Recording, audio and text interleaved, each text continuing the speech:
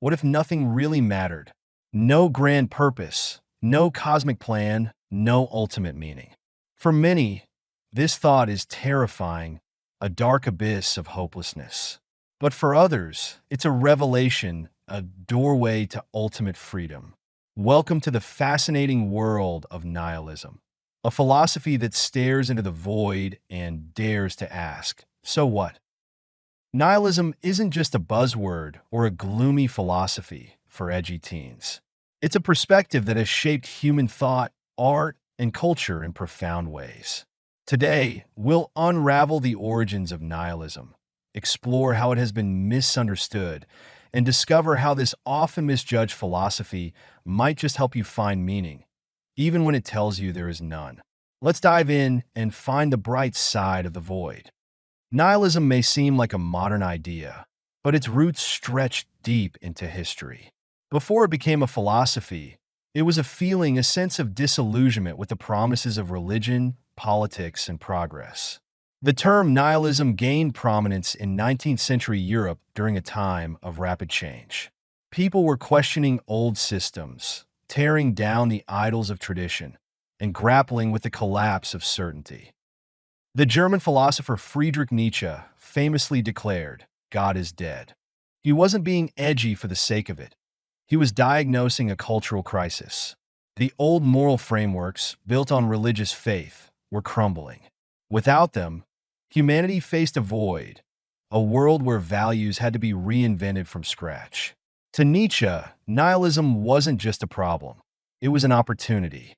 It was a chance to break free from outdated beliefs and construct something new, something authentic. But let's not sugarcoat it. Nihilism can be dangerous. In Russia, it inspired radical political movements that sought to destroy existing social structures, often violently. Dostoevsky's novel The Demons explored the chaos that unchecked nihilism could unleash. And for some individuals, the realization of a meaningless universe has led to despair, apathy, or even self-destruction. This dark side of nihilism is what scares people away. But here's the twist. Nihilism doesn't have to be about despair. In fact, it can be the opposite. The void, when faced with courage, becomes a canvas for creation. It challenges us to define our own values and live authentically, not because someone tells us to, but because we choose to. Nihilism might sound academic, but it's a recurring theme in pop culture, often in surprising ways. In The Big Lebowski, the dude, our chill, robe-wearing protagonist, embodies a kind of practical nihilism. He doesn't waste time chasing traditional notions of success or meaning. Instead, he focuses on bowling, white Russians, and taking life as it comes. Then there's Fight Club, where nihilism fuels rebellion against consumerism and conformity.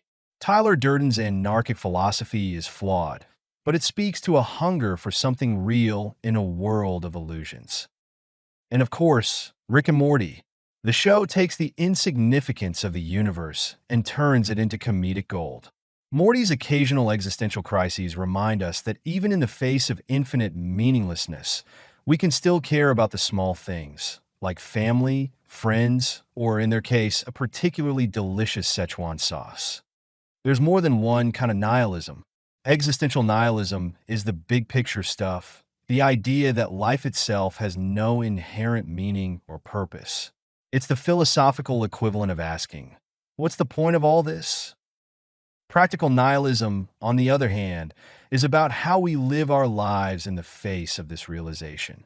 If life has no script, no preordained purpose, then you're free to write your own. Practical nihilism isn't about giving up.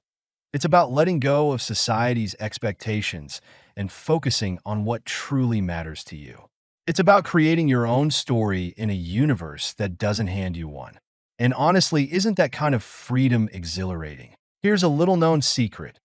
Nihilism is a wellspring of creativity. When nothing is sacred, everything becomes possible.